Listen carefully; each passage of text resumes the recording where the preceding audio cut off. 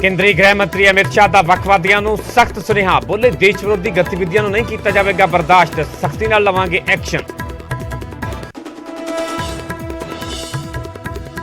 अजनाला कांड से गठित 16 मैंबरी सब कमेटी ने जथेदार को सौंपी सीलबंद रिपोर्ट। धरने वाली थावां ते प्रकाश करन संबंधी तैयार की गई रिपोर्ट। जल्द पंच सिंह साहिबाना दे नाल मीटिंग करके लिया जाएगा फैसला। विधानसभा चुनाव तो पहला प्रधानमंत्री की सुरक्षा के एक कोताही के मामले केंद्र ने पंजाब को मंगी रिपोर्ट। मामले हुण तक की कार्रवाई का मंगया वेरवा। सुप्रीम कोर्ट की जांच कमेटी ने तत्काली मुख सकत्तर ते पुलिस मुखी को ठहराया सी जिम्मेवार। नशे ते गैंगस्टरां के खिलाफ पंजाब पुलिस का वड्डा ऑपरेशन। 10 जिलों के 100 तो वध थावां ते नाकाबंदी कर पुलिस कर रही है चैकिंग। G20 तो पहला वरती जा रही है खास चौकसी। केंद्र सरकार ने समलैंगिक विआह को कानूनी मान्यता देने की मंग का किया विरोध। सुप्रीम कोर्ट के विच दाखिल किया हल्फनामा। मामले के नाल संबंधित पटिशनां रद्द करने की मंग। एक्टर सतीश कौशिक की मौत मामले के विच आया नवा मोड़। कौशिक के दोस्त विकास मालू की पत्नी ने लाए गंभीर इल्जाम। क्या पैसों के लैण देण दे विच मेरे पति ने करवाया मर्डर।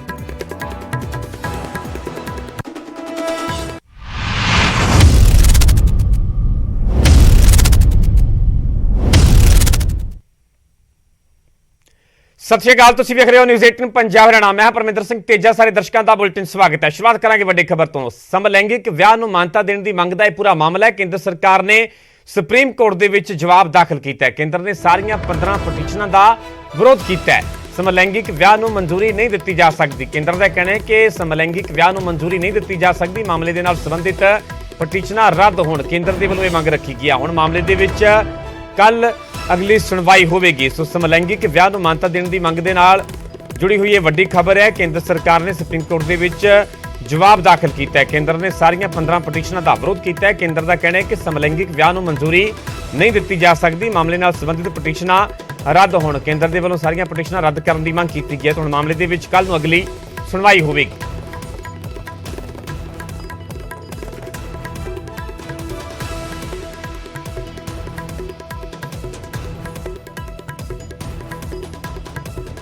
तो समलैंगिक विआह नूं मान्यता देने की मंग का यह पूरा मामला है। केंद्र सरकार ने सुप्रीम कोर्ट के इस मामले को लैके जवाब दाखिल किया है। केंद्र ने सारियां 15 पटिशनां का विरोध किया है। केंद्र का कहना है कि समलैंगिक विआह नूं मंजूरी नहीं दी जा सकती। इस करके मामले के नाल संबंधित सारियां पटिशनां रद्द होण केंद्र के वल्लों इस मामले नाल जुड़ियां जिन्नियां भी पटिशनां ने सारियां पटिशनां नूं रद्द करने की मंग की है। तो हुण मामले के विच कल नूं अगली सुनवाई होगी। रुक करते अगली वड्डी खबर दा। केंद्रीय गृह मंत्री अमित शाह के वल्लों वड्डा बयान दिता गया। वखवादियों के नाल सख्ती नाल नजिठा जाएगा।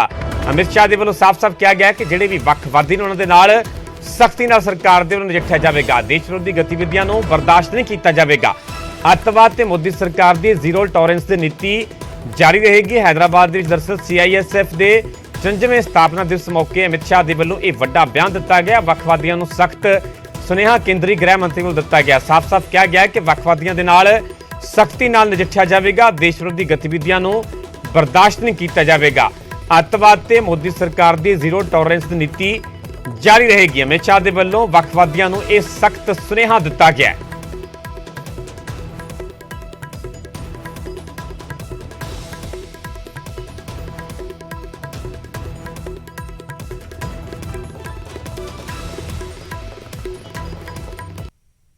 हम ये देख रहे हैं कि हिंसा बहुत बड़ी मात्रा में कम होती जा रही है। लोगों का विश्वास बढ़ रहा है और आतंकवाद और अलगाववाद फैलाने वालों की संख्या न केवल कम हो रही है, वो लोग सरेंडर होकर मेन स्ट्रीम में आ भी रहे हैं। परंतु जिनके हाथ में हथियार है उनके सामने कठोरता से काम करने में देश की CAPF ने बहुत बड़ा योगदान लिया है और अपनी दृढ़ता और वीरता का परिचय भी दिया है। मैं आज पूरे राष्ट्र को यह भी कहना चाहता हूं कि आने वाले समय में भी हमारी सरकार की, मोदी सरकार की जीरो टॉलरेंस टुवर्ड्स टेररिज्म ये नीति चालू रहेगी। देश के किसी भी क्षेत्र के अंदर अलगाववाद, आतंकवाद और राष्ट्र विरोधी गतिविधियों को कठोरता के साथ निपटा जाएगा और इसमें CAPF की भूमिका, राज्य पुलिस की भूमिका बहुत अहम है और अब तक 9 साल में हमने ये कर दिखाया है।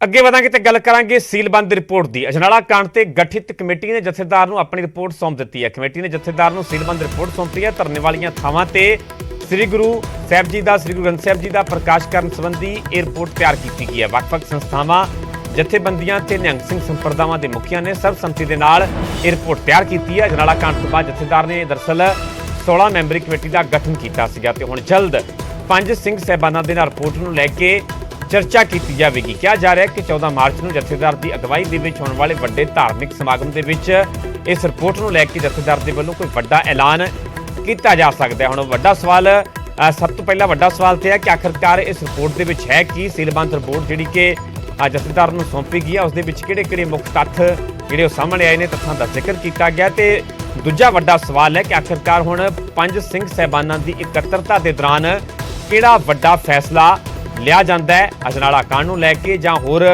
ਜਿਹੜੇ ਵੀ ਮੋਰਚੇ ਚੱਲਦੇ ਨੇ ਜਾਂ ਹੋਰ ਜਿੱਥੇ ਵੀ ਪ੍ਰਦਰਸ਼ਨ ਹੁੰਦੇ ਨੇ ਉੱਥੇ ਗੁਰੂ ਗ੍ਰੰਥ ਸਾਹਿਬ ਜੀ ਦਾ ਪ੍ਰਕਾਸ਼ ਕੀਤਾ ਜਾਂਦਾ। ਇਸ ਨੂੰ ਲੈ ਕੇ 5 ਸਿੰਘ ਸਾਹਿਬਾਨਾਂ ਦੇ ਵੱਲੋਂ ਕੀ ਵੱਡਾ ਫੈਸਲਾ ਲਿਆ ਜਾਂਦਾ, ਇਸ ਤੇ ਵੀ ਨਜ਼ਰ ਰਹੇਗੀ। 6 ਮਾਰਚ ਨੂੰ ਇੱਕ ਲੰਮੀ ਮੀਟਿੰਗ ਕੀਤੀ ਸੀ। ਉਸ ਮੀਟਿੰਗ ਤੋਂ ਬਾਅਦ ਇੱਕ ਰਿਪੋਰਟ ਤਿਆਰ ਕੀਤੀ ਗਈ।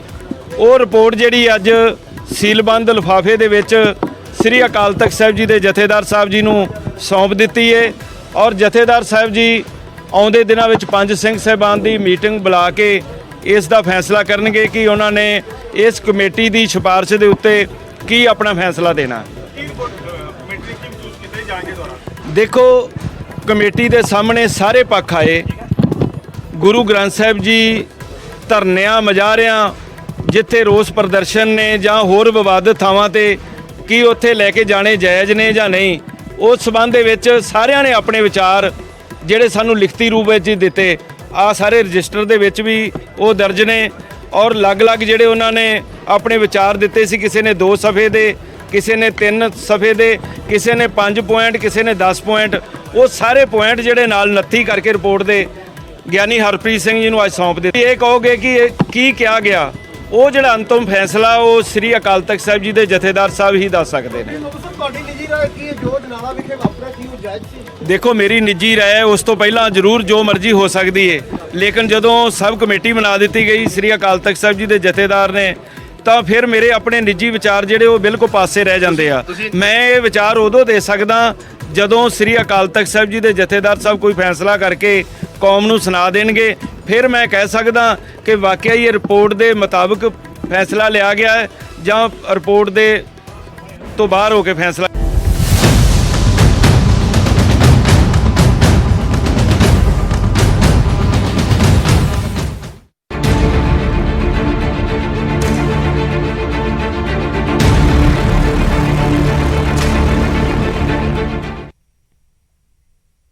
रुक कर देंगे अगली खबर दा। खबर पंजाब दे विच प्रधानमंत्री की सुरक्षा दे विच कोताही दे मामले दे नाल जुड़ी हुई है। केंद्र सरकार ने पंजाब तो रिपोर्ट मंगी है। हुण तक कीती कार्रवाई दा पूरा वेरवा मंगिया गया। केंद्रीय गृह सकत्तर अजय भल्ला ने पंजाब दे मुख सकत्तर जंजुआ तो यह रिपोर्ट मंगी है। जिम्मेवार अधिकारियों के खिलाफ कार्रवाई ना होने ते दरअसल नाराजगी जताई गई है। मामले दे विच सुप्रीम कोर्ट के वल्लों गठित जांच कमेटी अपनी रिपोर्ट सौंप चुकी है। रिपोर्ट के तत्काली मुख सकत्तर अनिरुद्ध तिवाड़ी, पुलिस मुखी चट्टोपाध्याय सने कई वड्डे पुलिस अधिकारियों को दोषी ठहराया गया है। तुहानूं दस दईए कि 5 जनवरी 2022 ਨੂੰ चन्नी सरकार वेले पीएम मोदी पंजाब दौरे ते आए हुए सन ते इस दौरान उन्होंने फिरोजपुर के विच रैली करनी सी, पर हाईवे ते किसानों ने प्रधानमंत्री के काफले अगे धरना लगा दिता और प्रधानमंत्री का काफला काफ़ी देर तक रुकिया रहा, जिस दे कारण प्रधानमंत्री नूं वापस दिल्ली जाना पिया और पीएम की सुरक्षा के विच कोताही नूं लैके तत्काली सरकार ते सवाल भी उठे सन।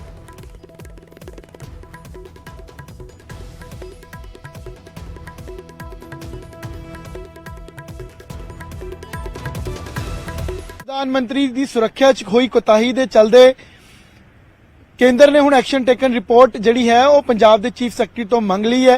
केंद्र दे ਹੋਮ ਸੈਕਟਰੀ ਅਜੇ ਭੱਲਾ ਉਹਨਾਂ ਵੱਲੋਂ ਚੀਫ ਸੈਕਟਰੀ ਪੰਜਾਬ ਵੀਕੇ ਜੰਜੂਆ ਨੂੰ ਲਿਖਿਆ ਗਿਆ ਹੈ ਕਿ ਕਿੰਨੇ ਅਫਸਰ ਸੀਗੇ ਜਿਨ੍ਹਾਂ ਦੀ ਕੁਤਾਹੀ ਹੋਈ ਹੈ, ਉਹਨਾਂ ਤੇ ਕੀ ਕਾਰਵਾਈ ਪਿਛਲੇ 6 ਮਹੀਨਿਆਂ 'ਚ ਕੀਤੀ ਹੈ ਔਰ 6 ਮਹੀਨੇ ਡਿਲੇ ਕਿਉਂ ਹੋਇਆ, ਇਸ ਬਾਬਤ ਜਿਹੜੀ ਹੈ ਉਹ ਰਿਪੋਰਟ ਇੱਕ ਕੇਂਦਰ ਨੂੰ ਦਿੱਤੀ ਜਾਵੇ। ਜ਼ਿਕਰਯੋਗ ਹੈ ਕਿ ਪ੍ਰਧਾਨ ਮੰਤਰੀ 5 ਜਨਵਰੀ 2022 ਨੂੰ ਫਿਰੋਜ਼ਪੁਰ ਪਹੁੰਚੇ ਸੀ, ਜਿੱਥੇ ਉਹਨਾਂ ਦੇ ਕਨਵੋਏ ਨੂੰ ਰੋਕਿਆ ਗਿਆ। 30 ਮਿੰਟ ਡਿਲੇ ਕਨਵੋਏ ਹੋਇਆ ਔਰ ਵਾਪਸ ਉਹਨਾਂ ਨੂੰ ਜਾਣਾ ਪਿਆ। ਸਿਕਿਉਰਿਟੀ ਬ੍ਰੀਚ ਦੇ ਚੱਲਦੇ ਸੁਪਰੀਮ ਕੋਰਟ ਨੇ ਕਮੇਟੀ ਬਣਾਈ ਸੀ ਇੰਦੂ ਮਹਾਜਨ ਦੀ ਅਗਵਾਈ 'ਚ, ਜੋ ਰਿਟਾਇਰਡ ਜਸਟਿਸ ਨੇ ਸੁਪਰੀਮ ਕੋਰਟ ਦੇ, ਔਰ ਅਗਸਤ ਦੇ ਅੰਦਰ ਰਿਪੋਰਟ ਜਿਹੜੀ ਹੈ 2022 ਦੇ ਅੰਦਰ ਉਹ ਦਿੱਤੀ ਗਈ। ਸਤੰਬਰ 2022 ਨੂੰ ਇਸ ਰਿਟਾਇਰਡ ਜਸਟਿਸ ਦੀ ਕਮੇਟੀ ਨੇ ਰਿਪੋਰਟ ਜਿਹੜੀ ਹੈ ਆਮ ਆਦਮੀ ਪਾਰਟੀ ਨੂੰ ਸੌਂਪੀ, ਪੰਜਾਬ ਸਰਕਾਰ ਨੂੰ, ਔਰ ਅਫਸਰਾਂ ਦੇ ਨਾਮ ਸ਼ਾਮਿਲ ਸੀ, ਜਿਸ 'ਚ ਡੀਜੀਪੀ ਚਟੋਪਾਧਿਆਏ, ਉਸ ਵੇਲੇ ਦੇ ਜਿਹੜੇ ਚੀਫ ਸੈਕਟਰੀ ਅਨਿਰੁੱਧ ਤਿਵਾਰੀ, ਉਸ ਤੋਂ ਇਲਾਵਾ ਏਡੀਜੀਪੀ ਨਾਗੇਸ਼ਵਰ ਰਾਓ, ਆਈਜੀ ਜਿਹੜੇ ਨੇ ਨਰੇਸ਼ ਅਰੋੜਾ, ਉਸ ਤੋਂ ਇਲਾਵਾ ਐਸਐਸਪੀ ਹਰਮਨਦੀਪ ਹੰਸ, ਜਿੰਨੇ ਅਫਸਰ ਉਸ ਵੇਲੇ ਜਿਨ੍ਹਾਂ ਦੇ ਨਾਂ ਕਮੇਟੀ ਨੇ ਦਰਜ ਕੀਤੇ ਨੇ, ਉਹਨਾਂ ਤੇ ਐਕਸ਼ਨ ਹੁਣ ਤੱਕ ਕਿਉਂ ਨਹੀਂ ਲਿਆ ਔਰ ਕੀ ਐਕਸ਼ਨ ਲੈਣਾ ਹੈ, ਇਸ ਬਾਬਤ ਜਿਹੜਾ ਹੈ ਉਹ ਚੀਫ ਸੈਕਟਰੀ ਪੰਜਾਬ ਨੂੰ ਘੱਲਿਆ ਗਿਆ ਹੈ। ਰਿਪੋਰਟ ਮੰਗੀ ਗਈ ਹੈ ਕਿ ਐਕਸ਼ਨ ਟੇਕਨ ਰਿਪੋਰਟ ਸਬਮਿਟ ਕੀਤੀ ਜਾਵੇ ਕੇਂਦਰ ਕੋਲ, ਔਰ ਇਸ ਬਾਬਤ ਚੀਫ ਸੈਕਟਰੀ ਵੀਕੇ ਜੰਜੂਆ ਉਹਨਾਂ ਨੇ ਮੁੱਖ ਮੰਤਰੀ ਦੇ ਨਾਲ ਗੱਲਬਾਤ ਵੀ ਕੀਤੀ ਹੈ, ਮਸਲੇ ਨੂੰ ਚੱਕਿਆ ਹੈ ਕਿ ਕੀ ਐਕਸ਼ਨ ਲੈਣਾ ਹੈ ਔਰ ਕੇਂਦਰ ਨੇ ਜੋ ਜਵਾਬ ਮੰਗਿਆ ਉਸ ਦਾ ਜਵਾਬ ਕੀ ਦੇਣਾ ਹੈ। ਔਰ ਇਹ ਵੀ ਜ਼ਿਕਰ ਕਰਨਾ ਬਣਦਾ ਹੈ ਕਿ ਜਦੋਂ ਪ੍ਰਧਾਨ ਮੰਤਰੀ ਮੁੱਖ ਮੰਤਰੀ ਭਗਵੰਤ ਮਾਨ ਉਹਨਾਂ ਦੇ ਵੇਲੇ ਇੱਥੇ ਆਏ ਸੀ ਮੋਹਾਲੀ ਵਿਖੇ, ਤਾਂ ਉਸ ਵੇਲੇ ਇਸ ਦੀ ਰਿਗਰੈਟ ਵੀ ਸੀਗਾ ਭਗਵੰਤ ਮਾਨ ਨੂੰ ਕਿ ਜੋ ਸੁਰੱਖਿਆ ਚੂਕ ਹੋਈ, ਜੋ ਬ੍ਰੀਚ ਹੋਈ ਹੈ ਸਿਕਿਉਰਿਟੀ, ਉਸ ਵੇਲੇ ਉਸ ਲਈ ਉਹਨਾਂ ਨੇ ਮਾਫੀ ਤੱਕ ਮੰਗੀ ਸੀ। ਤਾਂ ਹੁਣ ਸਰਕਾਰ ਨੇ ਉਹਨਾਂ ਅਧਿਕਾਰੀਆਂ ਤੇ ਜਿਨ੍ਹਾਂ ਦੀ ਕੁਤਾਹੀ ਸੀਗੀ ਚੰਨੀ ਸਰਕਾਰ ਵੇਲੇ, ਐਕਸ਼ਨ ਕੀ ਲੈਣਾ ਹੈ ਜਾਂ ਕੀ ਐਕਸ਼ਨ ਲਿੱਤਾ ਹੈ, ਇਸ ਬਾਬਤ ਰਿਪੋਰਟ ਜਲਦ ਸੌਂਪੀ ਜਾਏਗੀ ਔਰ ਅਧਿਕਾਰੀਆਂ ਤੇ ਗਾਜ ਵੀ ਗਿਰ ਸਕਦੀ ਹੈ। ਕੈਮਰਾਮੈਨ ਜਤਿੰਦਰ ਸਿੱਧੂ ਦੇ ਨਾਲ ਅਮਨ ਭਾਰਦਵਾਜ, ਨਿਊਜ਼ 18 ਚੰਡੀਗੜ੍ਹ। ਰੁਕ ਕਰਦੇ ਹਾਂ ਅਗਲੀ ਵੱਡੀ ਖਬਰ ਦਾ। ਐਕਟਰ ਸਤੀਸ਼ ਕੌਸ਼ਿਕ ਮੌਤ ਮਾਮਲੇ ਦੇ ਵਿੱਚ ਨਵਾਂ ਮੋੜ ਆ ਗਿਆ। ਕੌਸ਼ਿਕ ਦੇ ਦੋਸਤ ਦੀ ਪਤਨੀ ਦੇ ਵੱਲੋਂ ਗੰਭੀਰ ਇਲਜ਼ਾਮ ਲਗਾਏ ਗਏ ਨੇ। ਵਿਕਾਸ ਮਾਲੂ ਦੀ ਪਤਨੀ ਨੇ ਗੰਭੀਰ ਇਲਜ਼ਾਮ ਲਗਾਏ ਨੇ। ਪਤੀ ਤੇ ਕਤਲ ਕਰਨ ਦਾ ਇਲਜ਼ਾਮ ਲਗਾਇਆ ਗਿਆ। ਉਹਨਾਂ ਦਾ ਕਹਿਣਾ ਹੈ ਕਿ ਕੌਸ਼ਿਕ ਦੇ ਨਾਲ ਮੇਰੇ ਪਤੀ ਦਾ ਪੈਸਿਆਂ ਦਾ ਲੈਣ ਦੇਣ ਸੀਗਾ ਤੇ ਹੁਣ ਨਵੇਂ ਸਿਰੇ ਤੋਂ ਪੁਲਿਸ ਦੇ ਵੱਲੋਂ ਪੂਰੇ ਮਾਮਲੇ ਦੀ ਜਾਂਚ ਕੀਤੀ ਜਾਵੇਗੀ। ਜੋ ਇਹ ਇਲਜ਼ਾਮ ਲਗਾਏ ਗਏ ਤੇ ਇਹਨਾਂ ਇਲਜ਼ਾਮਾਂ ਤੋਂ ਬਾਅਦ ਹੁਣ ਪੂਰੇ ਮਾਮਲੇ ਦੇ ਵਿੱਚ ਨਵਾਂ ਮੋੜ ਆ ਗਿਆ। ਦਰਅਸਲ ਕੌਸ਼ਿਕ ਦੇ ਦੋਸਤ ਦੀ ਪਤਨੀ ਦੇ ਵੱਲੋਂ ਗੰਭੀਰ ਇਲਜ਼ਾਮ ਆਪਣੇ ਪਤੀ ਤੇ ਲਗਾਏ ਗਏ ਨੇ। ਪਤੀ ਤੇ ਹੀ ਕਤਲ ਕਰਨ ਦਾ ਇਲਜ਼ਾਮ ਲਗਾ ਦਿੱਤਾ, ਜਿਸ ਦਾ ਕਹਿਣਾ ਹੈ ਕਿ ਕੌਸ਼ਿਕ ਦੇ ਨਾਲ ਮੇਰੇ ਪਤੀ ਦਾ ਪੈਸਿਆਂ ਦਾ ਲੈਣ ਦੇਣ ਸੀਗਾ, ਜਿਸ ਦੇ ਚੱਲਦੇ ਉਸਦੇ ਪਤੀ ਦੇ ਵੱਲੋਂ ਹੀ ਕੌਸ਼ਿਕ ਦਾ ਕਤਲ ਕੀਤਾ ਗਿਆ ਤੇ ਹੁਣ ਪੁਲਿਸ ਦੇ ਵੱਲੋਂ ਨਵੇਂ ਸਿਰੇ ਤੋਂ ਪੂਰੇ ਮਾਮਲੇ ਦੀ ਜਾਂਚ ਕੀਤੀ जाएगी। एक्चुअली सतीश कौशिक का हमारे घर आना जाना था जब से मेरी शादी हुई 2019 13 मार्च से हमारे घर पे आना जाना था। मैंने बहुत बार देखा उनको आते जाते हुए। तो उन्होंने शायद कोई अपने पैसे दिए हुए थे विकास मालू को फॉर इन्वेस्टमेंट पर्पस। तो जो कि उन्होंने शायद 19 में या 20 में जब भी दिए थे तो वो उनके इन्वेस्टमेंट के लिए दिए थे, बट विकास मालू ने कहीं ना तो वो इन्वेस्ट किए और ना ही उसका कुछ अमाउंट वापस किया। तो जब सतीश कौशिक ने 2022 की बात है 23 अगस्त की दुबई में जब बोला कि मेरे को मेरे पैसे चाहिए और मेरे को ज़रूरत है मेरे पैसों की, तो विकास मालू ने उनको ये बोला, एक तो पहले तो आर्ग्यूमेंट हो गई कि ठीक है मैं इंडिया जाके दे दूँगा। एक आर्ग्यूमेंट ये हुई कि भाई आपने कोई लिखा पढ़ित तो हो नहीं रखी है इन पैसों की, तो ऐसे कोई आप मेरे पे कोई कार्रवाई नहीं कर सकते। सतीश जी को ये भी बोला गया था और बोला गया था पर मैं आपको इंडिया जाके दे दूँगा। पर जब इस आर्ग्यूमेंट को मैंने सुना और मैंने रात को अपने हस्बैंड विकास मालू से पूछा कि ये किस बात के पैसे मांग रहे थे, तो उन्होंने यही कहा कि कोई पैसे इन्होंने मुझे दिए थे जो कि मेरे डूब गए, तो मेरे को कोई इनको रिटर्न नहीं करने और ये इस टाइप का ही आदमी है और मैं कोई लड़की वड़की बुलाऊंगा और पिल्स वगैरह दे के इसका ऐसे ही मैं काम तमाम करूंगा और मैं कोई इनके पैसे वापस नहीं करने वाला। तो ये जब मैंने आर्ग्यूमेंट सुनी, वो आर्ग्यूमेंट तो थी। अब जब मैंने न्यूज़ में ये देखा कि सतीश कौशिक जी की डेथ हो गई है और न्यूज़ में आ रहा है कि डेथ फार्म हाउस पे हुई है और वहाँ पे कुछ ऑब्जेक्शनेबल मेडिसिन भी मिली हैं, तो मुझे यही लगा कि ये एंगल भी हो सकता है उनकी डेथ का, क्योंकि मैंने ये आर्ग्यूमेंट अपने कानों से सुना। ਅਗਲੀ ਖਬਰ ਨਵੇਂ ਵਾਇਰਸ ਦੇ ਨਾਲ ਜੁੜੀ ਹੋਈ ਹੈ। ਕੋਰੋਨਾ ਤੋਂ ਬਾਅਦ H3N2 ਇਨਫਲੂਐਂਜ਼ਾ ਵਾਇਰਸ ਨੇ ਦੇਸ਼ ਨੂੰ ਚਿੰਤਾ ਦੇ ਵਿੱਚ ਪਾ ਦਿੱਤਾ ਹੈ। ਜਾਣਕਾਰੀ ਮੁਤਾਬਕ ਇਸ ਵਾਇਰਸ ਦੇ ਲੱਛਣ ਵੀ ਕੋਰੋਨਾ ਤੇ ਸਵਾਈਨ ਫਲੂ ਵਰਗੇ ਨੇ। ਪੰਜਾਬ ਦੇ ਵਿੱਚ ਇਸ ਵਾਇਰਸ ਦੀ ਕੀ ਸਥਿਤੀ ਹੈ ਤੇ ਇਸ ਦੇ ਨਾਲ ਨਿਪਟਣ ਦੇ ਲਈ ਪੰਜਾਬ ਦੇ ਹਸਪਤਾਲਾਂ ਦੀਆਂ ਕੀ ਤਿਆਰੀਆਂ ਨੇ, ਇਸ ਸੰਬੰਧੀ ਸਾਡੇ ਪੱਤਰਕਾਰ ਮਨੋਜ ਰਾਠੀ ਨੇ ਸੀਨੀਅਰ ਡਾਕਟਰ ਪੁਨੀਤ ਦੇ ਨਾਲ ਗੱਲਬਾਤ ਕੀਤੀ ਹੈ। ਜੇ ਆਪਾਂ ਮੋਹਾਲੀ ਜ਼ਿਲ੍ਹੇ ਦੀ ਅਸੀਂ ਗੱਲ ਕਰੀਏ 6 ਫੇਸ ਹਸਪੀਟਲ ਖੜੇ ਆ, ਕੋਈ ਐਡਮਿਟ ਨਹੀਂ ਹੋਇਆ, ਲੇਕਿਨ ਇਹਦੇ ਕਿਸ ਤਰ੍ਹਾਂ ਦੇ ਲੱਛਣ ਨੇ, ਸਿੰਪਟਮਸ ਨੇ, ਕਿਸ ਤਰ੍ਹਾਂ ਪ੍ਰੀਕਾਸ਼ਨ ਨੇ, ਉਹ ਵੀ ਕੋਸ਼ਿਸ਼ ਕਰਾਂਗੇ। ਤੁਸੀਂ ਜਿਹੜੇ ਬਜ਼ੁਰਗ ਨੇ ਜਾਂ ਫਿਰ ਹੋਰ ਜਿਹੜੇ ਛੋਟੇ ਬੱਚੇ ਨੇ ਉਹਨਾਂ ਨੂੰ ਇਹਦਾ ਜਿਹੜਾ ਖਤਰਾ ਹੈ ਉਹ ਜ਼ਰੂਰ ਵੇਖਣ ਨੂੰ ਮਿਲ ਰਿਹਾ। ਜਿਹੜੇ ਸੀਨੀਅਰ ਡਾਕਟਰਸ ਨੇ ਉਹ ਸਾਡੇ ਨਾਲ ਨੇ, ਡਾਕਟਰ ਪੁਨੀਤ ਨੇ। ਡਾਕਟਰ ਸਾਹਿਬ, ਇਹ ਜਿਹੜਾ H3N2 ਇਨਫਲੂਐਂਜ਼ਾ ਵਾਇਰਸ ਹੈ, ਇਹਦੇ ਬਾਰੇ ਥੋੜੀ ਜਾਣਕਾਰੀ ਦਿਓ ਕਿ ਕਿਸ ਤਰ੍ਹਾਂ ਦਾ ਵਾਇਰਸ ਹੈ, ਕਿਸ ਤਰ੍ਹਾਂ ਬਚਿਆ ਜਾਵੇ, ਸਿੰਪਟਮਸ ਕੀ। ਦੇਖੋ, ਕੋਈ ਵੀ ਵਾਇਰਲ ਫੀਵਰ ਹੈ, ਆਪਾਂ ਨੂੰ ਹੁਣ ਤਾਂ ਐਟਲੀਸਟ ਕਾਫੀ ਟਾਈਮ ਹੋ ਗਿਆ, ਮੇਰੇ ਨਾਲ ਜ਼ਿਆਦਾ ਤਾਂ ਸ਼ਾਇਦ ਤੁਹਾਡੇ ਤੇ ਪਬਲਿਕ ਨੂੰ ਵੀ ਓਰੀਐਂਟੇਸ਼ਨ ਹੋ ਚੁੱਕੀ ਹੈ ਵਾਇਰਲ ਫੀਵਰ ਬਾਰੇ। ਸਿੰਪਟਮ ਉਹੀ ਹੋਏ, ਫੀਵਰ, ਬੁਖਾਰ, ਖਾਂਸੀ, ਗਲਾ ਦਰਦ ਹੋਣਾ, ਬਹੁਤ ਜ਼ਿਆਦਾ ਸੀਵੀਅਰ ਹੋਏਗਾ, ਸਾਹ ਚੜਨ ਲੱਗ ਜਾਏਗਾ। ਪੇਸ਼ੈਂਟ ਦੀ ਜਿਹੜੀ SpO2 ਆਪਾਂ ਸੈਚੂਰੇਸ਼ਨ, ਕੋਵਿਡ ਦੇ ਟਾਈਮ ਸਾਰਿਆਂ ਨੂੰ ਪਤਾ ਸੀਗਾ ਸੈਚੂਰੇਸ਼ਨ ਕੀ ਚੀਜ਼ ਹੈ। ਉਸ ਤੋਂ ਪਹਿਲੇ ਤਾਂ ਕਿਸੇ ਨੂੰ ਸੈਚੂਰੇਸ਼ਨ ਵਰਡ ਵੀ ਨਹੀਂ ਪਤਾ ਸੀਗਾ ਵੀ ਸੈਚੂਰੇਸ਼ਨ ਫਾਲ ਕਰ ਜਾਂਦੀ ਹੈ। ਤੇ ਕਈਆਂ ਨੂੰ ਲੂਜ਼ ਮੋਸ਼ਨ, ਵੋਮਿਟਿੰਗ, ਉਲਟੀਆਂ ਟੱਟੀਆਂ ਲੱਗ ਜਾਂਦੀਆਂ ਨੇ। ਹਰ ਤਰ੍ਹਾਂ ਦਾ ਗਰੁੱਪ ਇਨਵੋਲਡ ਹੈ ਇਹਦੇ 'ਚ। ਬੱਚੇ ਤੇ ਵੱਡੇ ਜਿਹੜੇ ਨੇ, ਬਜ਼ੁਰਗ ਨੇ, ਉਹ ਜ਼ਿਆਦਾ ਇਨਵੋਲਵ ਹੋ ਜਾਂਦੇ ਹੈ। ਐਲਡਰਲੀ ਜਿਵੇਂ ਕੋਈ ਕੈਂਸਰ ਪੇਸ਼ੈਂਟ ਹੋ ਗਿਆ, TB ਪੇਸ਼ੈਂਟ ਹੋ ਗਿਆ, ਅਸਥਮੈਟਿਕ ਪੇਸ਼ੈਂਟ ਹੋ ਗਿਆ, ਡਾਇਲਿਸਿਸ ਪੇਸ਼ੈਂਟ ਹੋ ਗਿਆ, ਉਹਨਾਂ 'ਚ ਜ਼ਿਆਦਾ ਚਾਂਸਸ ਹੋ ਜਾਂਦੇ ਹੈ ਇਸ ਇਨਫੈਕਸ਼ਨ ਦੇ। ਤੇ ਸਰ, ਇਹ ਸਿੰਪਟਮਸ ਜਿੱਦਾਂ ਤੁਸੀਂ ਦੱਸੇ, ਇਹ ਹੈ ਕੀ ਵਾਇਰਸ ਹੈ ਕੀ? ਇਹ ਸਾਰਾ ਜਿਹੜਾ ਬਾਡੀ ਏਕ ਜਿੱਦਾਂ ਤੁਸੀਂ ਦੱਸਿਆ, ਗਲੇ 'ਚ ਦਰਦ, ਕਫ, ਇਹ ਸਾਰੀ ਚੀਜ਼ਾਂ ਦਾ ਸਿੰਪਟਮ? ਇਹ ਲੱਛਣ ਨੇ ਸਰ। ਜਦੋਂ ਵੀ ਆਪਣੇ ਕੋਲ ਕੋਈ ਪੇਸ਼ੈਂਟ ਆਂਦਾ ਹੈ, ਆਪਾਂ ਨੂੰ ਕਹੇਗਾ ਜੀ ਸਰ ਮੈਨੂੰ ਫੀਵਰ ਹੋ ਰਿਹਾ ਹੈ, 3-4 ਦਿਨ ਤੋਂ ਫੀਵਰ ਹੋ ਰਿਹਾ ਸੀ, ਮੇਰਾ ਗਲਾ ਦੁਖ ਰਿਹਾ ਸੀਗਾ, ਉਸ ਪੇਸ਼ੈਂਟਸ ਤੁਸੀਂ ਇਹ ਸਸਪੈਕਟ ਕਰ ਸਕਦੇ ਹੋ ਵੀ ਇਹ ਚਾਂਸਸ ਇਸ ਬਿਮਾਰੀ ਦੇ ਹੋ ਰਹੇ ਨੇ। ਠੀਕ ਹੈ। ਨਾਰਮਲੀ ਵੀ ਹੁੰਦੇ ਨੇ। ਤੁਸੀਂ ਇਹ ਨਾ ਸੋਚੋ ਵੀ ਹਰ ਫੀਵਰ, ਬੁਖਾਰ, ਦਰਦ ਤੇ ਸਵਾਈਨ ਫਲੂ ਹੋ ਗਿਆ ਤੇ ਲੋਕੀ ਪੈਨਿਕ ਹੋ ਜਾਏਗਾ ਪੇਸ਼ੈਂਟਸ 'ਚ। ਜੇ ਕੋਈ ਸਿੰਪਟਮਸ ਨੇ ਤਾਂ ਬੇਸਿਕਲੀ ਆਪਾਂ ਇਹ ਕਹਿੰਦੇ ਵੀ ਇhtiyat ਇਹ ਵਰਤਣੀ ਚਾਹੀਦੀ ਵੀ ਆਪਾਂ ਇੱਕ ਦੂਜੇ ਤੋਂ ਸਪਰੈਡ ਨਾ ਹੋਵੇ। ਜਿਹਨੂੰ ਇਹ ਸਿੰਪਟਮ ਨੇ ਦੂਜੇ ਨਾਲ ਹੈਂਡਸ਼ੇਕ ਨਾ ਕਰੇ। ਤਾਂ ਕਰਕੇ ਕਈ ਵਾਰੀ ਉਸ ਲਿਖ ਦਿੰਦੇ ਵੀ ਤੁਸੀਂ ਦੂਰੋਂ ਭਾਈ ਨਮਸਤੇ ਕਰ ਦਿਓ, ਹੈਲੋ ਹਾਈ ਕਰੋਗੇ ਤਾਂ ਇੱਕ ਦੂਜੇ ਨਾਲ, ਜੇ ਆਪਾਂ ਪਹਿਲੇ ਖਾਂਸੀ ਕੀਤੀ, ਆਪਨੇ ਡ੍ਰੌਪਲੇਟਸ ਆਪਾਂ ਹੱਥ ਤੇ ਲਾਤੀ, ਉਹ ਅੱਗੇ ਨੂੰ ਹੈਲੋ ਕੀਤੀ, ਉਹਨੂੰ ਚਲੇਗੀ, ਉਹਨੇ ਆਪਦੇ ਟੱਚ ਕੀਤਾ, ਉਹਨੇ ਫਿਰ ਘਰ ਜਾ ਕੇ ਆਪਦੇ ਰਿਲੇਟਿਵਸ ਨੂੰ ਮਿਲਿਆ, ਬੱਚਿਆਂ ਨੂੰ ਉਠਾਇਆ, ਤਾਂ ਉਹ ਚੇਨ ਬੰਦੀ ਜਾਏਗੀ। ਇਹ ਆਪਣੇ ਜ਼ਿਲ੍ਹੇ ਦੀ ਅਸੀਂ ਗੱਲ ਕਰ ਲਈ, ਕੋਈ ਇਸ ਤਰ੍ਹਾਂ ਦਾ ਹਜੇ ਤੱਕ ਕੋਈ? ਹਲੇ ਤੱਕ ਸਾਡੇ ਕੋਲ ਕੋਈ ਪੇਸ਼ੈਂਟ ਐਡਮਿਟਡ ਨਹੀਂ ਹੈਗਾ। ਨਾਰਮਲ ਫੀਵਰ, ਕਫ ਪੇਸ਼ੈਂਟਸ ਆਉਂਦੇ ਨੇ, ਆਪਾਂ ਐਂਟੀਬਾਇਓਟਿਕ ਵਾਲਾ ਜਿਹਨੂੰ ਪੇਸ਼ੈਂਟ ਦੇ ਸਿੰਪਟਮਸ ਦੇ ਅਕੋਰਡਿੰਗਲੀ ਟ੍ਰੀਟ ਕਰ ਰਹੇ ਹਾਂ, ਠੀਕ ਹੋ ਰਹੇ ਨੇ। ਕੋਈ ਇਸ ਤਰ੍ਹਾਂ ਦੇ ਪੇਸ਼ੈਂਟ ਹਲੇ ਐਡਮਿਟ ਨਹੀਂ। ਜਿਹੜਾ ਪ੍ਰਸ਼ਾਸਨ ਹੈ, ਹਸਪਤਾਲ ਹੈਲਥ ਡਿਪਾਰਟਮੈਂਟ ਹੈ, ਉਹ ਕਿਸ ਤਰ੍ਹਾਂ ਤਿਆਰ ਹੈ ਸਰ, ਜਿਸ ਤਰ੍ਹਾਂ ਦੇ ਇਹ ਜਿਹੜੀ ਡਿਜ਼ੀਜ਼ ਹੈਗੀ ਹੈ ਜਾਂ ਵਾਇਰਸ ਹੈਗਾ, ਉਹਨੂੰ ਨਿਪਟਣ ਵਾਸਤੇ? ਜਾਂ ਫਿਰ ਪੂਰੇ ਸਰ ਆਈਸੋਲੇਸ਼ਨ, ਦੇਖੋ ਇਹ ਤਾਂ ਹਸਪੀਟਲ ਜਿਹੜਾ ਸੀ 6 ਫੇਸ ਦਾ ਹਸਪੀਟਲ ਤੇ ਕੋਵਿਡ ਹਸਪੀਟਲ ਹੀ ਬਣ ਗਿਆ ਸੀਗਾ। ਕੋਵਿਡ ਦੇ ਟਾਈਮ 'ਚ ਪੂਰੀ ਬਿਲਡਿੰਗ ਸੀ ਸਾਰੀ ਕੋਵਿਡ ਪੇਸ਼ੈਂਟਸ ਹੀ ਸੀਗੇ। ਆਪਣੇ ਕੋਲ ਉੱਪਰ 3rd ਫਲੋਰ ਤੇ ਵਾਰਡ ਹੈਗੇ ਨੇ 2, ਜਿੱਥੇ ਆਪਾਂ ਆਈਸੋਲੇਸ਼ਨ ਕਰਕੇ ਪੇਸ਼ੈਂਟਸ ਨੂੰ ਰੱਖ ਸਕਦੇ ਹਾਂ। ਆਪਣੇ ਕੋਲ ਆਕਸੀਜਨ ਦੀ ਅਵੇਲੇਬਿਲਿਟੀ ਪੂਰੀ ਹੈ, ਪਲਾਂਟ ਲੱਗ ਗਿਆ ਹੁਣ ਤਾਂ। ਮੈਡੀਕਲ ਕਾਲਜ ਕਰਨਲ ਕਾਫੀ ਗਵਰਨਮੈਂਟ ਨੇ ਫੈਸਿਲਿਟੀਜ਼ ਦਿੱਤੀਆਂ ਨੇ, ਸਟਾਫ ਵੀ ਹੈ ਜੀ, ਕੋਈ ਗੱਲ ਨਹੀਂ।